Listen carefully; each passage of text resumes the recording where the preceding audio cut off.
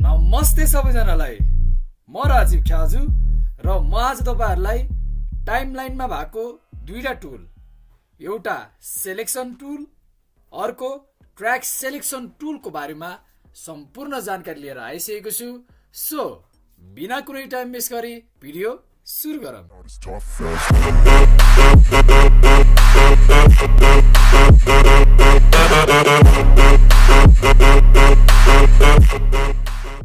सुरुमा हामीले एउटा भिडियोलाई इन्सर्ट गर्यौं। इन्सर्ट गरेको भिडियोलाई हामीले टाइमलाइनमा लिएर जान्छौं। टाइमलाइनमा लिएर गइसकेपछि तपाईले एउटा स्क्रिनमा सेलेक्सन टुल देख्न सक्नुहुन्छ। सो यसको काम चाहिँ के रहेको छ त? यसले चाहिँ हाम्रो भिडियोको क्लिपलाई मुभ गर्ने काम गर्छ। जस्तै कि यसरी मुभ गर्न मिल्छ, जस्तै कि हामीले लेफ्ट साइडमा चाह्यो भने यसरी मुभ गर्न मिल्छ, अथवा यो भिडियोको क्लिपलाई हामीले तल माथि यसरी गर्न मिल्छ। हामीले सेलेक्सन टुल युज गरेर कुनै क्लिपलाई चाहिँ हामीले सानो अथवा ठुलो पनि गर्न मिल्छ। कुनै चीज हामीलाई चाहिँदैन भने तपाईले यहाँबाट पनि यसरी सानो, यति मात्र चाहिन्छ भने यति मात्र क्लिप, अथवा यसरी धेरै चाहिन्छ भने धेरै क्लिप यसरी देख्न सक्नुहुन्छ।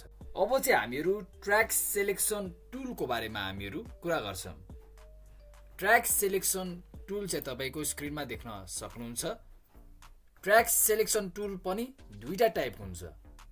एउटा चाहिँ ट्र्याक सेलेक्ट फरवर्ड टुल अनि अर्को भनेको track select backward tool. So फर्स्टमा कुरा गरौँ ट्र्याक सेलेक्ट फरवर्ड टुल। यसले चाहिँ के गर्छ भन्दाखेरि कुनै लेफ्टमा भएको सम्पूर्ण क्लिप राइटमा लिएर जान्छ, जस्तै कि। अनि अर्को भनेको ट्र्याक सेलेक्ट ब्याकवर्ड टुल। यसले चाहिँ के गर्छ भन्दाखेरि लेफ्ट देखि राइटसम्म सम्पूर्ण क्लिप चाहिँ लिएर जान्छ। अब कहिलेकाहीँ चाहिँ के भइदिन्छ भन्दाखेरि हामीलाई चाहिँ कुनै एउटा क्लिप मात्र लिएर जानुपर्ने अवस्था हुन सक्छ।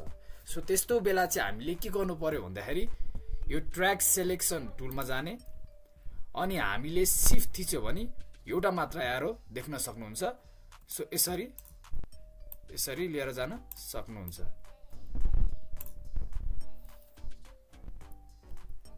सो अब अर्को कुरा गरौँ। यदि तपाईलाई चाहिँ भिडियो र अडियो छुट्टा छुट्टै चाहिएको छ, भिडियो चाहिँ छुट्टै क्लिप र अडियो चाहिँ छुट्टै चाहिएको छ भने सिलेक्ट गर्नु भएर राइट क्लिक अनलिङ्क गर्नुभयो भने तपाईको भिडियो पनि छुटेर जान्छ र अडियो पनि यसरी छुटेर जान्छ। सो आजको लागि यति नै। हामीहरू फेरि पनि भेट्नेछौँ। तबसम्मको लागि stay safe, stay healthy and by by.